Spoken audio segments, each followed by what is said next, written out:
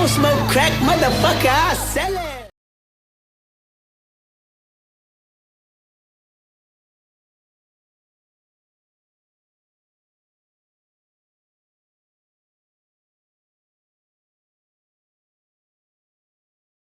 Welcome back, y'all. This is the Miscellaneous Minds podcast. I'm your host, Jesus Dinero, here with my co-host, Puma El Gato. What do we got going on tonight, my man? Israel Adesanya just lost his most recent fight at UFC Fight Night against Imavov. Let's talk about that. Listen, man, I, along with a lot of the MMA world, was kind of shocked and a little disheartened, if I'm being honest with you. You know, if you go back and you watch some of the videos that we had done on some of Israel Adesanya's fight, I can safely say I am not Izzy's biggest fan. I'm not a hater, but I'm also not his biggest fan. And even this scenario, even though I'm not as big a fan, it even hurt me. You know, I'm a little sad to see Izzy go this way, especially because for such a long time he was just so dominant in the division. And to see him kind of fall off in the way that he's falling off, it's a little sad. Now, with that, we got to be realistic and ask some questions. You know, I saw the interview that Izzy did after the fight where he basically said he was going to cool out and think for a little bit to see what he wants to do. You know, before I had seen that interview, I told my man here, there's really only a few ways that this can go for Izzy. And I'll give you the one that I recommend that he do, and then I'll kind of give you the follow-ups. So two of the things that, or at least one of the things that Izzy could have done is he could have gone into an immediate match with another opponent, maybe, 3, 4, 5 months down the road, and see if he can get his lip back. I told my boy that would be the dumbest move he could make. I think that given the circumstances, given the fact that Izzy's now 3 losses in a row, I think that would have not been great, but Izzy does seem like he wants to prove something, or at least he did. Not just before this fight, but also for his last fight before that with DDP. It seems like he wanted to prove something, that he was the old Izzy, he was the old version of himself, and unfortunately, obviously now it's shown that that's not the case. Another thing Izzy could have done is what I recommended to my boy here that he do. Cool out for about a year. Take it easy, chill, sit back, let that kind of go by the wayside, because at this point it is what it is, and basically take about a year off, and then hopefully at that juncture come back super focused, super put in the best camp that you could possibly have, and then at that point maybe take on a fight against an opponent that would be worthy.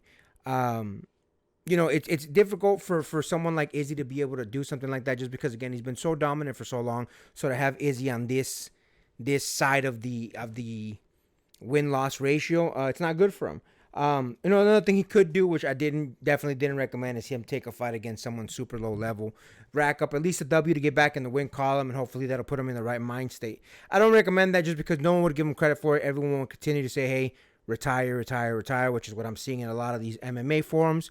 But I don't think it's the right thing for Izzy. If I'm being honest with you, I think the best case is what it's looking like he's gonna do. Take a little bit of time off, regather your thoughts, get back into the right mental spot, and hopefully, get back on a winning ways. Either way, man, I think we all collectively are feeling a little bit disheartened for Izzy, just because, again, the only reason I wasn't the biggest Izzy fan is because Izzy always talked a big game, but listen, he could always back it up, so you can't hate the man. That being said, unfortunately, that's not the case anymore. I watched the video with Demetrius Johnson and him watching Izzy, and you could see the heartbreak in DJ's heart, man, when Izzy got knocked out. That's, I think, what we collectively felt as MMA fans. Because, again, whether you like the man or not, man, Izzy fought a lot of great people. I see a lot of people saying, the division wasn't that deep.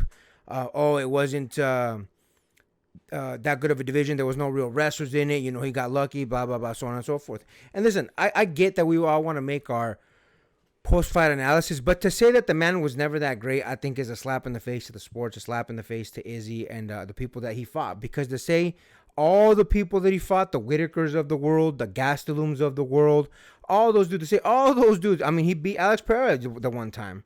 To say all these dudes were not that great is an insane thing to say, man. I really want to see that type of talk stop. Because the reality of the circumstances is Izzy was a good champion. He defended his belt frequently. He defended it against top-tier opponents. And to this juncture, he's faced people in the top 5. So you can't even be mad at him because he's taken L's against people that are rated top of the division. So you can't even be mad at that. Again, the best path for Izzy to take is the one that I think he's going to take, or he's going to take a little bit of a time off and kind of regather his thoughts. DC made a really good point where he said, I remember watching the fight where him and Gastelum fought, and while I think it was the last round, you can see Izzy saying, "I'm willing to die for this," like meaning, if this how I go, this how I go. And here's the thing, DC said it, and I actually kind of agree with him. It looked like Izzy was willing to die on his shield right there and then, like truly, truly just go out like that.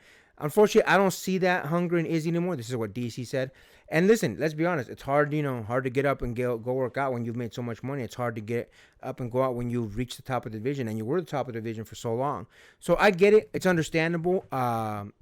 If I'm being honest, man, it's a hard path. But what Izzy should do, he should take this year off. He should regather his thoughts, recoup a little bit of his mental work, because there's a whole reason why I personally feel like he's gone on this losing streak.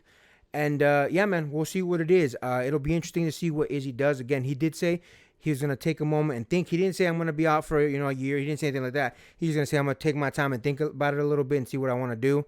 So yeah, my personal opinion is that's what he's gonna do. I think that's actually the best path for him. So we'll see. We'll see what he does. But what do you think about that, my man?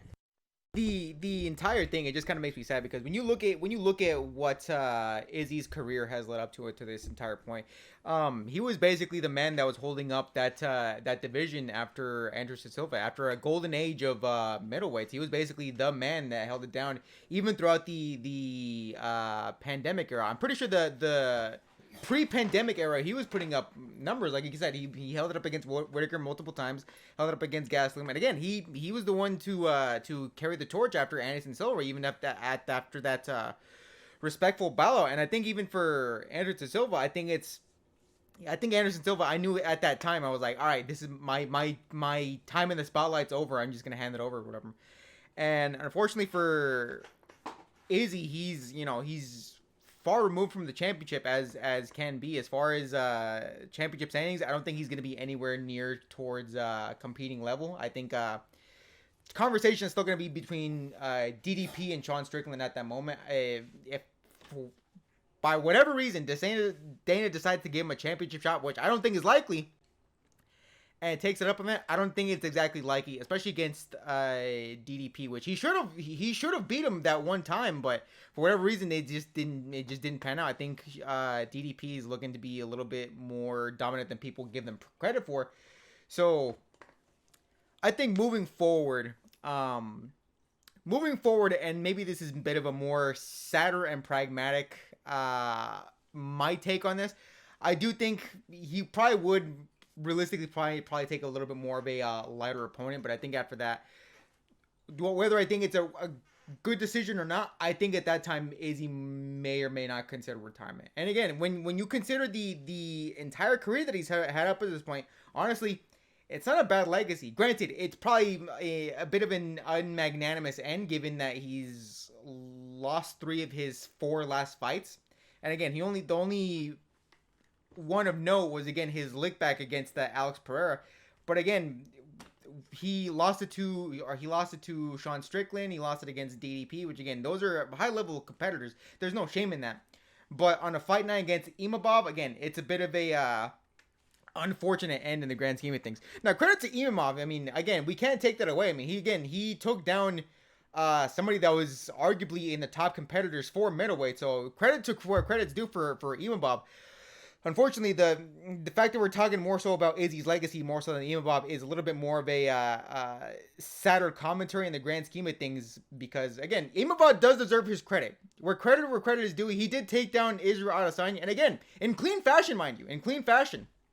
Unfortunately, the conversation that everybody kind of has on hand is just, where does Izzy go from here? And I think most of the people are talking retirement for this man.